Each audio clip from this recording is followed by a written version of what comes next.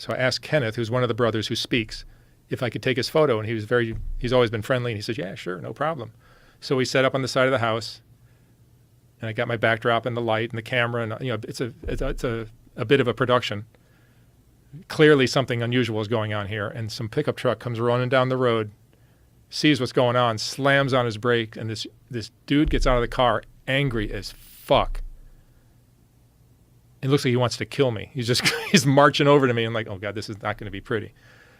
And I'm like, he goes, what the fuck are you doing? And I'm like, let me explain what I'm doing. I grab my book and I show him the samples of other portraits I've done, and they're all respectful. They're beautiful portraits. And I explained that there was a death in the family, and I'm going to take photos of the family, and they're going to include it in the casket. I'm also going to pay these people for letting me take their photos. And I calmed him down, and eventually he let me be, and I took the photo. Who was that gentleman? He was just one of the neighbors, I think. And he was protecting those people? He was protecting, yeah, because a lot of people in that area know about them and like to drive by and throw eggs and make fun of them and stuff like that. So he thought I was doing something like that. So I got him off my back, and I'm taking a photo of Kenneth. I think I took a photo of Lorraine and her sister Barbara, and Lorraine's holding a nephew or something. So I had a couple prints already, and I go over to Larry, who is one of the other brothers who was in that trailer, and I showed him the prints, and I said, I have an idea. What if I took photos of the family and I gave it to you guys? You could include it in the casket with your sister-in-law. Would you like me to do that? He goes, well, that's fine by me. If they want to do it, it's up to them. So that gave me the green light to go ahead and do this. And I went back and I tried to get that photo that you just saw of Ray on the left, Timmy in the center, and then Freddie on the right. Timmy and Freddie were cool. They'll stand there for as long as I want. Freddie was like Ray is now. But Ray, this is 2004. So it's what, 16 years ago? 18 years ago.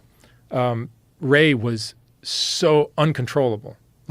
So I have Freddie and Timmy standing there, and I'd go find Ray, and I ask him, Ray, could I ask you to come over here, and I'll take your photo with your brothers. And he would come over, and he would stand right next to my camera, like right next to it, 2 inches away from the lens. And I'm like, no, I need you to stand with your brothers. And he would as soon as I corrected him, he would just flip out and go screaming, running off. Pants would fall around his ankles, no belt, and he's wearing jeans that are too big, so his pants fall around his ankles, and he runs off and goes to kick a metal garbage can, screaming. And this would happen over and over and over. I spent like an hour, probably an hour and a half, trying to get him to stand for a portrait. Eventually, I tried this over and over again. Eventually, I got it to happen. And we pack up and we leave, and I gave them the prints, and I gave them some money as well, and we're driving away, and Axel, before he got on the highway again, I said, dude, you just got to pull over the car. I just need to soak in what just happened. That was the craziest shit I've ever seen. I've never seen human beings like that. That's like being on another planet. That was the craziest thing ever. And over the years, I kind of maintained a relationship. So those photos came in that were put out in my first book, Created Equal, which I mentioned earlier. So years go by. I popped there again and visited them once or twice over the years when I was doing some other projects for advertising or something in the area. So I kind of stayed in touch with them a little bit. But then when I started doing SoftWhite Underbelly, I'm back. I love Appalachia. I love going there for content. And I find the people just so beautiful and interesting. It's a shame that there's drugs there. I went there to avoid the drugs, to get away from it. But the drug problem there is worse than LA. But there's other people who have not touched drugs, and they're my favorites. Just the backwoods hillbillies are my favorite. They're so beautiful. So we're back in West Virginia. I'm like, hey, we're close to the Whittakers. Let's go drive by.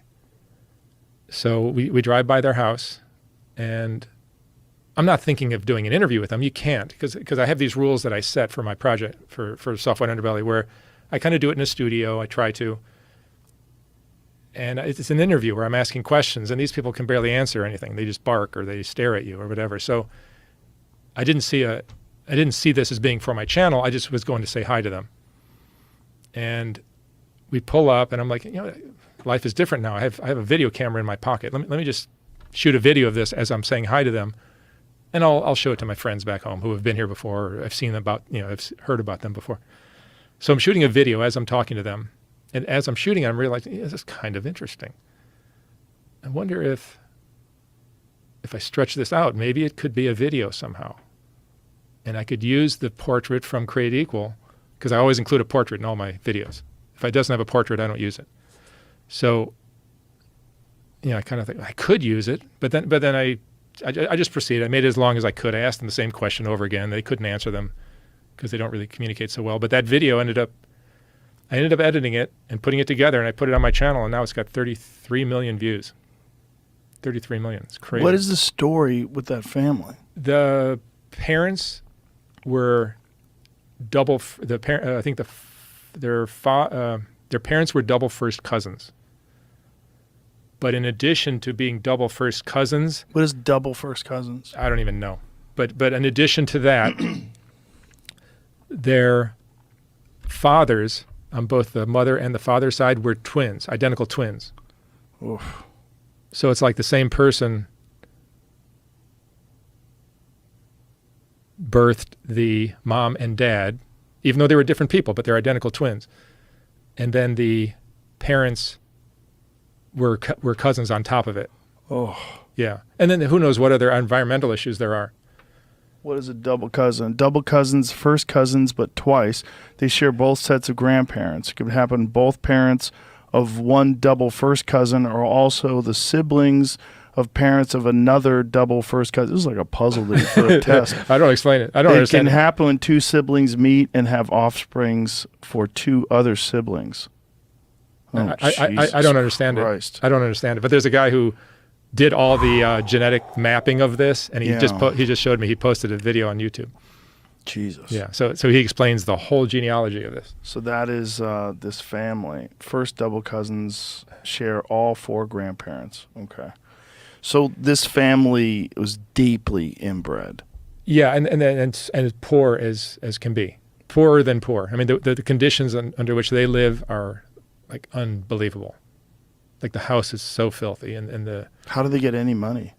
I'm sure they get some support from the state or something, but when I did that video, I just felt like the right thing to do is to help them financially. You know, because sure. Even though YouTube demonetized that video, eventually I fought YouTube on it, and they eventually monetized it. I don't know why they would demonetize it, because there was no swearing, no nothing. It's just a poor family, but that's YouTube.